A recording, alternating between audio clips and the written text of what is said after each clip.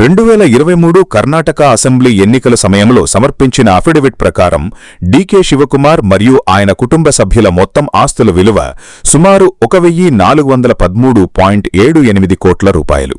ఇది 2018లో ప్రకటించిన 840 కోట్లతో పోలిస్తే గణనీయమైన పెరుగుదలగా కనిపిస్తోంది. Please share and subscribe for more updates. ఈ మొత్తం ఆస్తుల్లో సుమారు 273.42 కోట్ల రూపాయలు చరాస్తులు కాగా ఇందులో నగదు, బ్యాంక్ డిపాజిట్లు, షేర్లు, బంగారం వంటి ఆస్తులు ఉన్నాయి.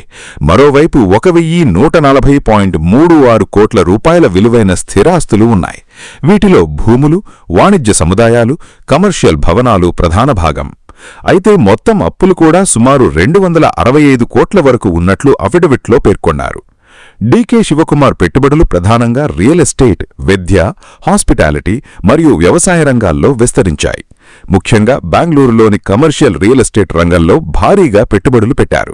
గ్లోబల్ మాల్స్ ప్రాజెక్టులు, డివినిటీ స్పేసెస్ ఎల్ఎల్పి వంటి నిర్మాణ సంస్థలలో ఆయనకు పెద్ద ఎత్తున భాగస్వామ్యం ఉంది. దాదాపు 852 కోట్ల ఆస్తుల విలువ కమర్షియల్ మాల్ మార్కెట్ విలువతో ముడిపడి ఉందని విశ్లేషణలు చెబుతున్నాయి. విద్యారంగంలో కూడా ఆయన పెట్టుబడులు గణనీయంగా ఉన్నాయి.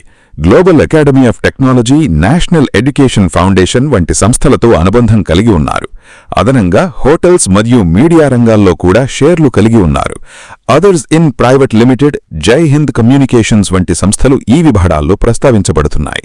అలాగే మైసూర్ ఫీడ్స్, వ్యవసాయ భూములు, గ్రానైట్ మైనింగ్ వంటి రంగాల్లో కూడా పెట్టుబడులు ఉన్నట్లు అఫిడవిట్ ద్వారా తెలుస్తోంది.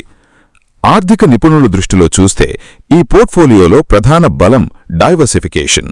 ఒకే రంగంపై ఆధారపడకుండా రియల్ ఎస్టేట్, ఎడ్యుకేషన్, హాస్పిటాలిటీ, వ్యవసాయం వంటి విభిన్న రంగాల్లో పెట్టుబడులు పెట్టడం వల్ల రిస్క్ కొంతవరకు తగ్గుతుంది. ముఖ్యంగా బెంగళూరు వంటి మెట్రో నగరంలో కమర్షియల్ రియల్ ఎస్టేట్ విలువలు నిరంతరం పెరుగుతుండటంతో ఈ ఆస్తులు భవిష్యత్తులో కూడా అధిక విలువను సృష్టించే అవకాశముంది. పెద్ద కమర్షియల్ మాల్స్ ద్వారా లీజ్ ఆదాయం రావడం వల్ల రెగ్యులర్ క్యాష్ ఫ్లో కూడా కొనసాగుతుంది. ఇదే ఈ పోర్ట్ఫోలియోలో ప్రధాన ఆర్థిక బలం. అయితే రిస్క్ అంశాలు కూడా లేకపోలేదు. ఆదాయపు పన్ను శాఖ, ఐటీ, ఎన్ఫోర్స్మెంట్ డైరెక్టరేట్కు సంబంధించిన విచారణలు, చట్టపరమైన కేసులు, రాజకీయ ఒత్తిళ్లు వంటి అంశాలు కొంత అనిశ్చితిని కలిగిస్తాయి. కానీ భౌతికంగా ఉన్న కమర్షియల్ ఆస్తుల విలువపై దీని ప్రభావం పరిమితంగా ఉండే అవకాశముంది.